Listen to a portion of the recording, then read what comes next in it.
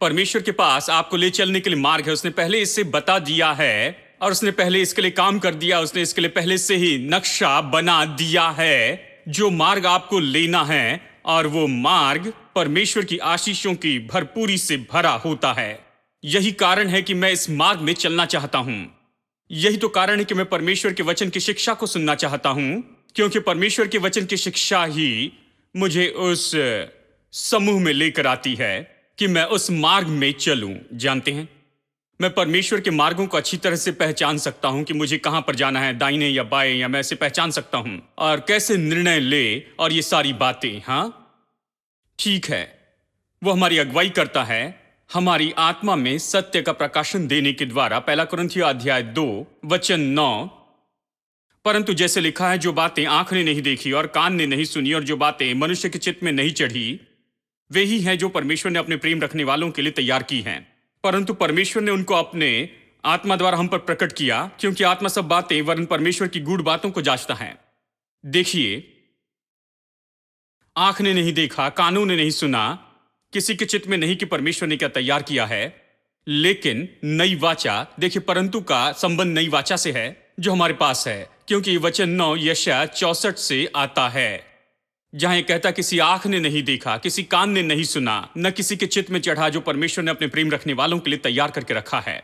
वो उसे कोट करता है और फिर अपने शब्दों को भी इसमें जोड़ देता है। वचन 10 में प्रभु की आत्मा की प्रेरणा से वचन जोड़े गए। वो कहता है, लेकिन परमेश्वर ने यह हम पर प्रकट किया है, और यही तो नई वाचा है। पुरानी वाचा में कुछ नहीं दे सकते थे, कुछ नहीं समझ सकते थे, लेकिन अब कहते हैं परमेश्वर ने हम पर इसे प्रकट किया है। परमेश्वर ने कैसे हम पर प्रकट किया है? वचन 11, मनुष्य में कौन किसी मनुष्य की बातें जानता है? केवल मनुष्य की आत्मा जो उसमें है, मनुष्य का दिल उसे जानता है। आपको कौन जानता है?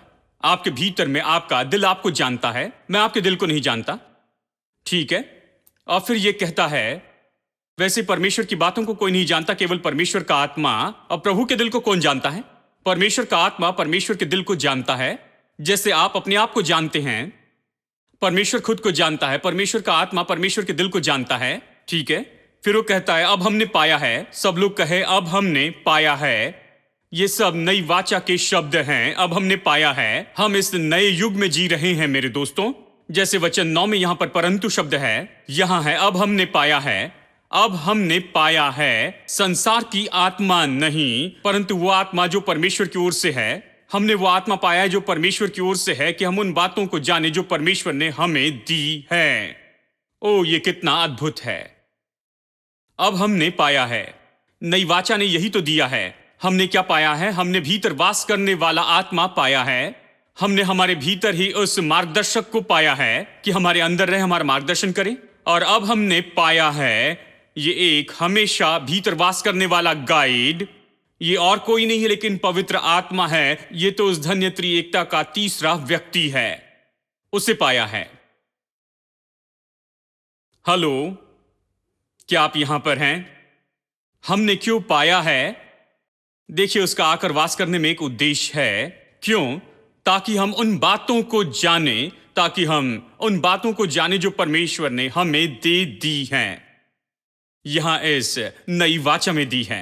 इसका यही तो अर्थ है, यानी वो जो मुझ में है वो हमेशा मेरी अगुवाई करता है, मेरा मार्गदर्शन करता है उन सारी बातों में जो परमेश्वर ने इतने सेत में मुझे दी है इस नई वाचा में। मैं क्यों प्रचार कर रहा हूं कि हम कौन हैं, हमारे पास क्या है और हम क्या कर सकते हैं, और ये सब संदेश? क्योंकि पवित्र आत्मा ने प्रकट किया है कि मैं कौन हूं और मेरे पास क्या है और मैं क्या कर सकता हूं। यह मेरे लिए एक महान सामर्थी प्रकाशन है। मैंने इसे कैसे पाया है? परमेश्वर की आत्मा के द्वारा जो मेरे भीतर है। और कोई सिखा रहा है इसलिए इसे नहीं पा सकते हैं। आप इसे पा सकते हैं क्योंकि आपके भीतर जो पवित्र आत्मा है वो आप पर यह प्रकट करता है, आपको दिखा रहा है। क्योंकि मैं ऐसे बहुत से लोगों को जानता हूं जो मेरे साथ बैठे और वही संदेश सुना और उन्होंने कुछ नहीं पाया। हेलो, मैं ऐसे बहुत से लोगों को जानता हूं जो मेरे साथ में उसी स्कूल में गए, ये सब कुछ सुना, लेकिन उस बात को नहीं सीखा। उन्होंने सुना कि हम मसीह यीशु में कौन है, लेकिन इसमें से कुछ नहीं पाया। और अब वो मेरी ओर देखकर कहते हैं, आपको ये सब कुछ कहां पर मिला? मैं कहता हूं, आप भी वहां पर थे। और उन्हें याद भी नहीं है कि ये वहां पर था, लेकिन मैंने पाया क्योंकि परमेश्वर का आत्मा वहां पर है कि मेरी मदद करे। मैं इसे पाने के लिए इच्छा रख के तैयार था कि मैं इसे ले लूं, कि इसे सीखूं और इसे समझ लूं। इस तरह से मैंने इसे समझा, आमेन, कि हम जान सके। सब लोग कहें कि हम जान सके, कि हम जाने, इसीलिए तो वो आया है और इसीलिए वो वहां पर है। हम क्या जाने? वो सब जो नई वाचा में परमेश्वर ने हमें मुफ्त में दिया है। प्रभु चाहता है आप जाने। अगर आप नहीं जानते, ये परमेश्वर की समस्या नहीं है। आपके जानने के लिए परमेश्वर ने पवित्र आत्मा भी दिया है। आपको जानना होगा। आपके जानने के लिए प्रभु ने मार्ग बनाया। अगर नहीं जानते हैं तो इसे जानने के लिए कुछ कोशिश करें दोस्तों। इसे जानना आपकी जिम्मेदारी है। आप इस जिम्मेदारी को ले लें। आप परमेश्वर के स्वरूप और समानता में बनाए गए हैं। आप इस संसार में रहे हैं, और अगर आप नहीं जानते हैं कि इस देश का कानून क्या है, और नहीं जानते हैं और आपके पास में क्या सौभाग्य हैं और क्या क्या अधिकार आपके पास में इस देश के नागरिक होने के कारण, तो ये आपकी समस्या है और आप खुद इसके लिए जिम्मेदार हैं। आप यहां पर प्रभावी रूप में जीना चाहते हैं, आप सफल होना चाहते हैं, तो आपको यहां पर इस कानून व्यवस्था में आपको जो सौभाग्य दिए हैं उसे जानना होगा इस देश में, और आपके लिए जो कुछ उपलब्ध है उसे लेना होगा इस देश में जो आपके लिए है। और आप इसी तरह से सब कुछ करती हैं, यानी आप जाकर देखते हैं, इन सारी बातों को देखते हैं, और आप जाकर हर एक छोटी छोटी चीजों को आप यहां पर उपलब्ध करवाते। और मैंने देखा इस देश में यह अद्भुत है। कई बार मैंने देखा, आप जानते हैं कि कोई भी ऐसी जगह चला सकता है, लेकिन यह अद्भुत है। आप साधारण लोगों को लीजिए, जानते हैं वो विधवाओं के लिए पैसा देते हैं, वो पैसा देते हैं बेरोजगार जवानों के लिए। और देखिए सरकार बहुत कुछ हमारे लिए देती है, जानते हैं, मसाला राशन के साथ में बस 50 रुपए में मिलता है। पूरे महीने भर का राशन आ जाता 50 या 100 रुपए में, और उसमें पूरे महीने का मसाला भी मिलेगा। और ये सारी बातें आती, ऐसी बातें जो मैं भी नहीं जानता, मैं सूची भी नहीं दे सकता। मैं एक बहन से मिला जो कि अनपढ़ थी, और उन्होंने मुझे सब कुछ बताया कि उन्हें क्या क्या मिलता है। उन्हें पता है किस ऑफिस में जाना है, कैसे जाना है और इसे कैसे लेना है, इसे लेने के लिए क्या लगता है, इसके लिए कौन सा पत्र लगता है, किस तरह के डॉक्यूमेंट्स इसके लिए लगते हैं। वो इन सब को लेना जानती है। हर एक 100 रुपए यहां से, 300 रुपए वहां से, और वो सरकार से जो कुछ भी पा सकती है वो सब कुछ जानती है। और वो 1 रुपया भी नहीं छोड़ती है, वो जाकर वो सब लेती है। कोई आश्चर्य नहीं कि यीशु ने कहा कि संसार के लोग परमेश्वर के लोगों से ज्यादा चतुर हैं। इस संसार में हर एक छोटी बात जो उनके लिए उपलब्ध है उसे पाने के लिए वो चतुर हैं। अब देखिए परमेश्वर के लोग, देखिए हम तो ऐसे नहीं। हम लोग तो संसार में भिखारी जैसे नहीं, बिना पैसे से यहाँ भटकते नहीं, लेकिन हम तो आशीषित लोग हैं। परमेश्वर ने हमें इतना कुछ दे दिया है, उसने हमें सब कुछ दे दिया है, और इस पृथ्वी पर और भी दूसरा कोई कारण नहीं कि हम ऐसा जीवन जिए जैसे आज कुछ लोग जीते हैं। हमें अपने सौभाग्य में जीना होगा, और हमारी आशीषों में जो हमारे लिए दी गई हैं इस नई वाचा में। नई वाचा का डॉक्यूमेंट ही वो चीज है जो आपके हाथों में है। ये नई वाचा का डॉक्यूमेंट है, ये तो वसीयत है, लेकिन लोग इसे यहां पर रखते हैं और कहते हैं जो भी प्रभु की इच्छा हो। ब्रदर, यहां आपकी बगल में आपने क्या रखा है? ओ, ये तो बाइबल है भाई। लेकिन परमेश्वर जो भी चाहे, जो भी परमेश्वर चाहता है, मैं उसे करने के लिए तैयार हूं। परमेश्वर जो भी करना चाहता है वो यहां है। आप इसे अपनी बगल से निकाल तो लीजिए और इसे खोल लीजिए और इन भागों को पढ़ना शुरू कीजिए जो यहां पर पत्रियों के रूप में लिखे गए हैं, क्योंकि परमेश्वर की आपके लिए यही तो इच्छा है मसीह यीशु में। हेलो क्या आप यहां हैं या घर चले गए हैं? यह परमेश्वर की इच्छा है। बाइबल लेकर चलने में कोई बात नहीं कि कहे प्रभु जो चाहे। शायद प्रभु ये चाहता है या नहीं चाहता है, परमेश्वर ये चाहता है। ये बड़ी किताब आपके हाथों में देने के बाद में उसने इससे बड़ी किताब कहीं छिपा कर नहीं रखी है जहां गुप्त में वसीयत लिखी है। यही तो इच्छा है, यही तो परमेश्वर की इच्छा है मसीह यीशु में आपके लिए, और उसने आपके लिए यही तो किया है। इसलिए मैं बाइबल से प्रचार करने में दिलचस्पी लेता हूं, क्योंकि ये तो मनुष्य के लिए परमेश्वर की वसीयत है। ये मुझे बताती है कि मनुष्य के पास क्या होना चाहिए यीशु और कलवरी के क्रूस के परिणाम स्वरूप में। आमीन। तो कि हम जान ले, इसे जानना आपकी जिम्मेदारी है। देखिए प्रभु ये आप पर रखता है। वो ये नहीं कहता तुम बस अपने आराम की कुर्सी पर बैठे रहना, और मैं सब कुछ करूंगा। जो भी तुम्हारे सामने आता मेरी इच्छा के रूप में ले लो, और जो नहीं मिलता उसे मेरी इच्छा समझ लो। उसने इस तरह से नहीं कहा, उसने कहा जाओ देखो मेरी इच्छा क्या है और फिर इसका दावा करो और फिर इसे पाना शुरू कर दो और इस पर विश्वास करना सीखो। संदेह दूर करना सीख लो, इसे पाना सीख लो और अपनी विरासत को कैसे ले लेना इस बात को सीख लो। सीख लो कि तुम अपनी चीजों को ले लो। परमेश्वर आप पर बहुत सी जिम्मेदारी रखता है। जब कोई सिद्धांत कहता है कि आपको कुछ नहीं करना है, परमेश्वर सब कुछ करेगा, यह पूरी तरह से गलत है दोस्तों। यह बिल्कुल शून्य हो जाता है। परमेश्वर ने आपको शून्य नहीं बनाया, परमेश्वर ने आपको कुछ बनाया है। ऐसे ही कुछ नहीं बनाया, लेकिन बस अपने साथ में आपको बनाया है। आप छोटे ईश्वर जैसे हैं, परमेश्वर ने आपको ऐसे बनाया, इससे कम और कुछ नहीं। मेरे साथ निकालिए पहला यूहन्ना अध्याय 2, पहला यूहन्ना अध्याय 2 वचन 20 पहले पढ़ते हैं। 20, परंतु तुम्हारा तो उस पवित्र से अभिषेक हुआ और तुम सब कुछ जानते हो। मुझे पास्टर यूहन्ना पसंद है, यह बहुत अच्छा है। मैं पास्टर यूहन्ना के बारे में नहीं, इस यूहन्ना के बारे में कह रहा हूं। यह अच्छा है क्योंकि कुछ लोगों ने कहा तुम्हें कुछ भी पता नहीं और कुछ नहीं जान सकते हो। तुम्हारी आंखें कभी नहीं देख सकती, कान नहीं सुन सकते, तुम इसे कभी नहीं समझ सकते, तुम कभी नहीं जानोगे। परमेश्वर के मार्ग अजीब हैं। मैंने ज्यादातर यही तो सुना। मैंने सोचा कि बाइबल पढ़ने की जरूरत क्या है अगर मैं इसे समझ नहीं सकता हूं। परमेश्वर के मार्ग अजीब है और मैं कुछ नहीं समझ सकता हूं, तो क्यों परेशान हो।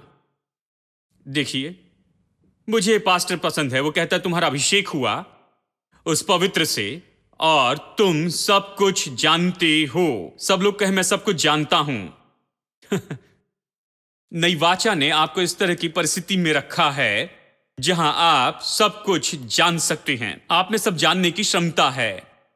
क्यों? आपका अभिषेक हुआ उस पवित्र से, आप पर खास अभिषेक है।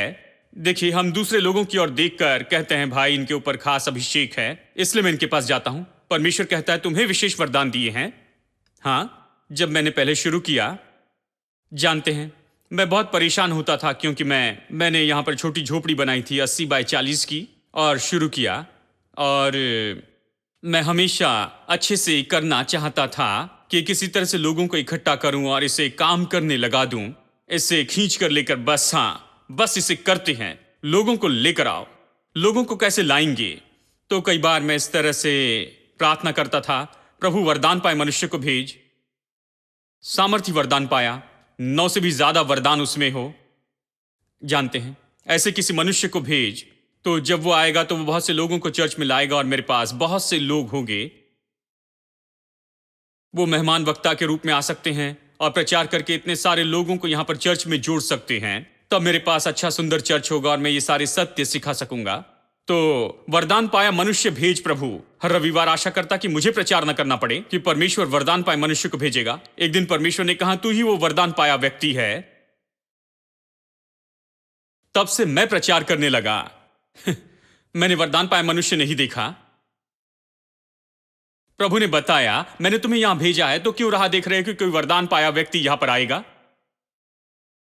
बहुत सी कलीसिया ऐसे नहीं समझते हैं। मैं प्रचारक को कहता हूं जब आप वरदान पाए व्यक्ति को बुलाते, लोग उस वरदान पाए मनुष्य के कारण आएंगे। जब वो जाएगा तो लोग भी चले जाएंगे, क्योंकि उन्हें पता है आपके पास कुछ नहीं क्योंकि उन्हें कैसे पता चला? आपने बताया कि कल एक वरदान पाए मनुष्य यहां पर आएगा। आज के बारे में क्या? कुछ नहीं हेलो क्या आप यहां हैं? किसी ने कहा आप स्पेशल कन्वेंशन या विशेष कार्यक्रम का आयोजन नहीं करते हैं। मैंने कहा कोई स्पेशल इवेंट्स नहीं होते। रविवार को 3 स्पेशल इवेंट्स होते हैं। रविवार शाम एक बड़ा स्पेशल इवेंट होता है और मंगलवार शाम एक बड़ा स्पेशल इवेंट होता। ये स्पेशल इवेंट है। और कोई स्पेशल वक्ता है क्या? मैंने कहा हाँ, वो है सैम चिल्लादुराई वो कहां से है? वो तो यहीं से है, पुरुषवाक्कम से। पुरुषवाक्कम का एक लड़का, मतलब वो विशेष वक्ता है और विदेश से कोई नहीं आया। नहीं, वो यहीं पर तो है क्या उनमें वरदान है? हां, उनमें वरदान देने वाला वास करता है। हेलो, कोई वरदान चाहिए तो तुरंत ही उपलब्ध है क्या आप समझ रहे हैं वो कहता है तुम सब जानते हो, मुझे पसंद है। आप सब जानते हैं। सब लोग कहें मैं सब जानता हूं। वचन देखिए, वचन 27।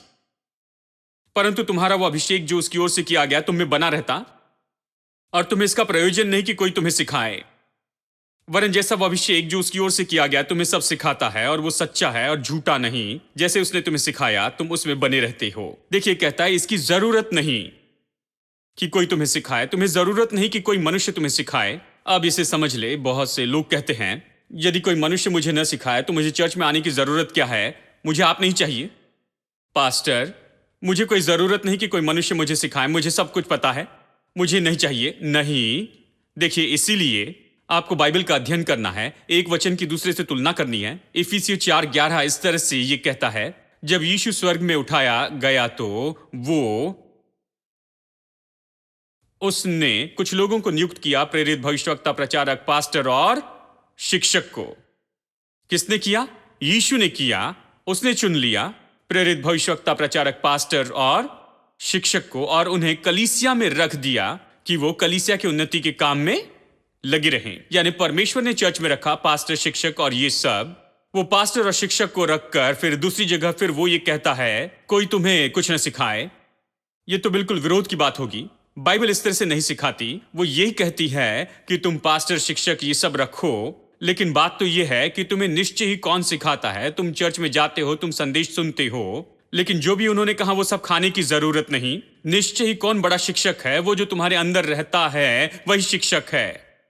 पास्टर आपको परमेश्वर का वचन सिखाता है, लेकिन पवित्र आत्मा ही है वो जो आपको दिखाता है कि ये शिक्षा अच्छी है, कि इसे आपको लेना है और इसका कौन सा भाग आपको लेना है। आमेन। तो आप वहां पर जाते हैं, बाइबल खुली रखते हैं। यहां तक मेरी सभाओं में, मैं आपको बताऊं, मेरी सभाएं अच्छी होती है, मैं सच्चाई बताता हूं, लेकिन कई बार अच्छा है कि बाइबल में देखकर आप मुझे जांच ले। देखिए, क्या मैं सच में सत्य प्रचार करता हूं? और देखिए, आपको हमेशा हर एक सभा में आपको जांचना होगा। आप अपनी बाइबल में देखें कि जो कुछ भी प्रचार किया जा रहा है कि वो बाइबल में है या नहीं, बाइबल से मिलता या नहीं, क्या ये सच में बाइबल का सत्य है या नहीं है। जानते हैं, ये मटन खाने के जैसे है। आप मटन खाते हैं और हड्डियों को फेंकते हैं। सभाओं में ऐसे ही जाना चाहिए। तो आप मांस और हड्डी की अपेक्षा करते, जैसे आप रेस्टोरेंट में खाते हैं। कुछ रेस्टोरेंट में ज्यादातर हड्डियां होती हैं। पता नहीं वो मटन कहां से खरीदते हैं, लेकिन ज्यादातर हड्डियां होती हैं। ज्यादातर हड्डियां होती हैं, यहां वहां थोड़ा सा मटन गलती से होता है। और कुछ जगह पर या कुछ घर में तो मटन केवल सूंघने के लिए ही होता है। बस उसे साथ में रखे और उसे सूंघते जाए ताकि आप खाना खा सके। लोगों को यह पता है। उसमें अब जाना नहीं चाहते हैं। जब 9-10 बच्चे होते हैं तो यही लोग करते हैं। उन दिनों में ये करते थे। जानते हैं, सभी के लिए ये काफी होना चाहिए, इस बात को आप समझते हैं। तो ये तो केवल सूंघने के लिए है, इसे मत खाना, साथ में रखना और उसे देखते हुए इसे खाना और उसकी खुशबू लेते चले जाना। तो कुछ चर्च ऐसे ही हैं, वहां पर मटन की खुशबू होती है लेकिन मटन नहीं होता है। लेकिन कुछ चर्च में आपको बहुत सा मटन मिलता है, लेकिन सावधान रहे, यहां वहां शायद 1-2 हड्डी आ जाए और गले में अटक जाए। आप इसके लिए जिम्मेदार हैं। हेलो। आप ये नहीं कहें मैं आपके चर्च में आया और ऐसा हो गया। नहीं, आप सावधान रहें, हड्डी को निगल न जाए। मटन खा लें और हड्डियों को छोड़ दें। तो ये नहीं कहता है कि आपको किसी की जरूरत नहीं कि आपको सिखाएं। ये कहता है कि निश्चय ही तुम्हें शिक्षक नहीं चाहिए, क्योंकि पवित्र आत्मा तुम्हारा शिक्षक है। पास्टर शायद आपको सिखा रहे हैं, अभिषिक्त प्रचारक आपको शायद सिखा रहे हैं, लेकिन निश्चय ही पवित्र आत्मा है जो इस शिक्षा को साबित करता है कि ये सही है या गलत है। और आप वही करते हैं जो पवित्र आत्मा आपको भीतर दिखाता है। आमीन। प्रभु के वचन के द्वारा, प्रभु के वचन के अनुसार, ठीक है। तो पवित्र आत्मा हमारा मार्गदर्शन और अगुवाई करता है। परमेश्वर का आत्मा बहुत स्पष्ट है। वो कहता है जिस मार्ग में तुम्हें बढ़ना चाहिए उसके बारे में मैं तुम्हें सिखाऊंगा। वो ऐसे ही करता है। वो निर्देश देता है। परमेश्वर के वचन के अनुसार हमेशा आपकी अगुवाई करता है, निर्देश देता है, सत्य में लेकर आता है। प्रभु वचन के सत्य में गहराई से लेकर आता है और आपके दिल में सत्य का प्रकाशन देता है। और ये सब, और एक और बात है कि परमेश्वर को समझने में आपकी मदद करता है। ये बहुत महत्वपूर्ण है। बहुत से लोग प्रभु को नहीं, प्रभु के बारे में जानते हैं। कहिए कि अगर कोई आकर यहां पर किसी के बारे में कहे जिन्हें आप अच्छे से जानते हैं, तो क्या कहेंगे? आप कहेंगे उसके बारे में ऐसा मत कहिए, मैं उसे जानता हूं। ठीक है, परमेश्वर के बारे में हमें इसी तरह से कहना चाहिए कि हम उसे जानते हैं। हम उसे जानते हैं। बहुत से लोग परमेश्वर को नहीं जानते हैं और पवित्र आत्मा वहां पर है कि आपका मार्गदर्शन करे कि आप उसे जाने, व्यक्तिगत रूप में उसे जाने और ज्यादा उनके जीवन में। यानी पवित्र आत्मा इस तरह से अगुवाई करता है। मैंने बहुत सी बातें बताई है, मैं और भी बहुत कुछ बता सकता हूं, लेकिन ये तो बस सैंपल है। आप बाइबल में देखकर इसे देख सकते हैं कि ये कहने का मतलब क्या है कि पवित्र आत्मा हमारी अगुवाई करता है, कि हम परमेश्वर की संतान है। प्रभु की आत्मा हमारी अगुवाई करता है।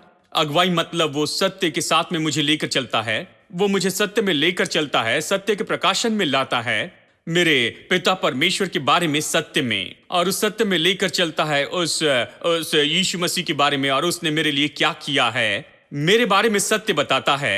मैं कौन हूं, मेरे पास क्या है यीशु मसीह में और उसके द्वारा, और ये सब। और इस तरह से पवित्र आत्मा मेरी अगुवाई करता है और भी गहराई से इसमें लाता उन्नति के मसीह जीवन में। आमीन। क्योंकि मैं परमेश्वर की संतान हूं। परमेश्वर मुझे नया जन्म देकर ऐसे ही नहीं छोड़ देता है, ऐसे ही नहीं छोड़ता, ऐसे ही छोड़कर ये नहीं कहता खैर अगर कुछ चाहिए तो किसी भविष्यवक्ता से मिलना, अगर कुछ नहीं समझते हो तो आशा करना कोई सपना देखेगा और तुम्हें आकर बताएगा। नहीं, वो वहां पर मेरे साथ है, मेरी अगुवाई करता है परमेश्वर के ज्ञान में। यह समझने में मदद करता है कि मैं आगे जाकर सफलता के मार्ग में चलता चला जाऊं। आमीन। और इसलिए शिक्षा देने की सेवकाई बहुत महत्वपूर्ण होती है, क्योंकि इसी तरह से पवित्र आत्मा हमारी अगुवाई करता है। शिक्षा बहुत महत्वपूर्ण है क्योंकि यही तो वो सार है जिसमें पवित्र आत्मा हमारी अगुवाई करता है। यदि आप कहें मुझे शिक्षा नहीं चाहिए, तब आपकी अगुवाई करना पवित्र आत्मा के लिए बहुत ही मुश्किल होता है, क्योंकि उसने कहा मैं तुम्हें निर्देश दूंगा और सिखाऊंगा। तो आप पवित्र आत्मा को कैसे अगुवाई करने देंगे? लोग कहते हैं प्रार्थना करके बताइए भाई मुझे आगे क्या करना चाहिए। मैं कहता आकर वचन सुनिए। कहते नहीं मेरे पास इस सब के लिए समय नहीं है, बस प्रार्थना करके बताइए प्रभु क्या कहता है। हम ऐसा नहीं करते। हम आपको प्रचार करेंगे और परमेश्वर के वचन की शिक्षा देंगे, और तब आप परमेश्वर के मार्गों को जानेंगे और उसमें चलेंगे, और ये परमेश्वर की आशीषों से भरा होगा।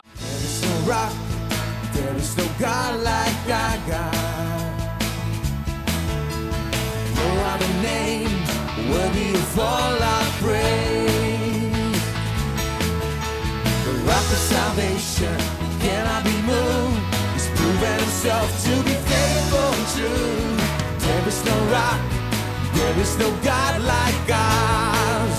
Rock of ages, rock of ages. Jesus is our rock. Rock of ages. Jesus is our rock. Rock of ages. Jesus is our rock. There is no rock. There is no God like ours.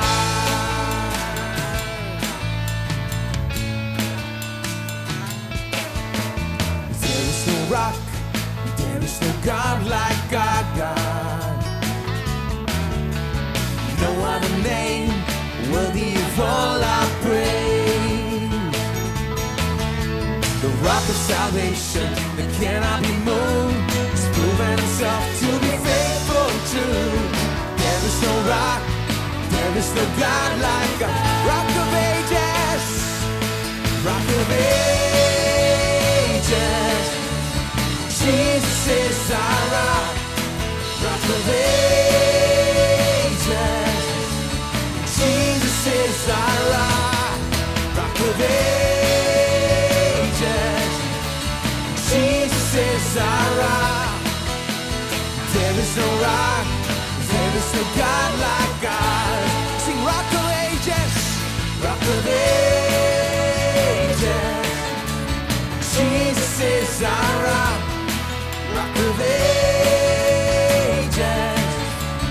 Jesus is our rock. Rock of ages. Jesus is our rock. There is no rock. There is no God like God. There is no rock.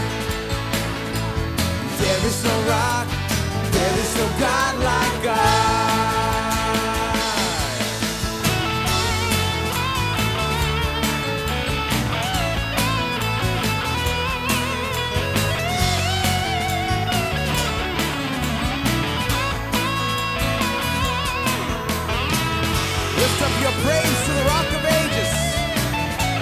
Jesus, our rock. Let's sing Rock of Ages. Rock of Ages. Jesus is our rock. Rock of Ages. Jesus is our rock. Rock of Ages. Jesus is our rock. There is no rock